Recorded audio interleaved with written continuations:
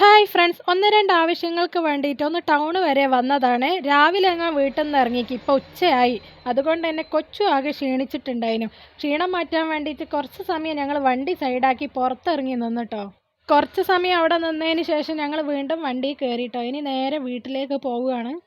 കൊച്ചു ആണെങ്കിൽ ക്ഷീണിച്ച് അവശനായി പോയി കിട്ടോ. അതിൻ്റെ ഇടയ്ക്ക് ഓൻ ഛർദ്ദിക്കുകയും കൂടി ചെയ്ത് വണ്ടിയിൽ നിന്ന്. ഛർദ്ദിച്ചേറെ ക്ഷീണം ഒന്ന് കുറഞ്ഞേന് കേട്ടോ. പിന്നെ ഓനൊരു കിൻഡർ ജോയ് ഒക്കെ വാങ്ങിക്കൊടുത്ത് ഓനെ ഹാപ്പിയാക്കി.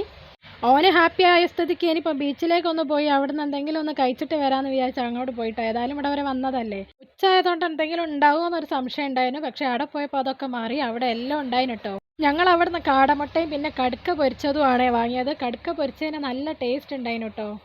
അതൊക്കെ കഴിച്ചപ്പോഴേക്കും കൊച്ചു ആൾ ഉഷാറായി വന്നിട്ടോ. പിന്നെ കുറച്ച് സമയം ഞങ്ങൾ അതിലൂടെ ഒക്കെ നടന്ന്. വെയിലായതുകൊണ്ട് തന്നെ ആൾക്കാർ കുറവായിന് അവിടെ. പിന്നെ ഞങ്ങൾ കുറച്ചപ്പുറത്തെത്തിയപ്പോൾ ജ്യൂസ് കുടിക്കാൻ വേണ്ടിയിട്ട് ഒരു കടയിൽ കയറിയിട്ടോ. അവിടെ ആണെങ്കിൽ ഭയങ്കര തിരക്കതിന്. ഓർഡർ ചെയ്ത് കുറച്ച് നേരം ഞങ്ങൾ അവിടെ വെയിറ്റ് ചെയ്ത്. കൊച്ചുമാണ് ജ്യൂസിന് കാത്തിക്കുക. എന്ത് ജ്യൂസാ പറഞ്ഞേ? അവസാനം ഞങ്ങളെ ജ്യൂസ് വന്നിട്ടോ. 2 സ്ട്രോബെറിയും 2 മാംഗോയും പിന്നെ മിക്സഡ് ജ്യൂസ്. അതിൻ്റെ പേര് എനിക്ക് മറന്നുപോയിട്ടോ. അതുമാണ് വാങ്ങിയത്.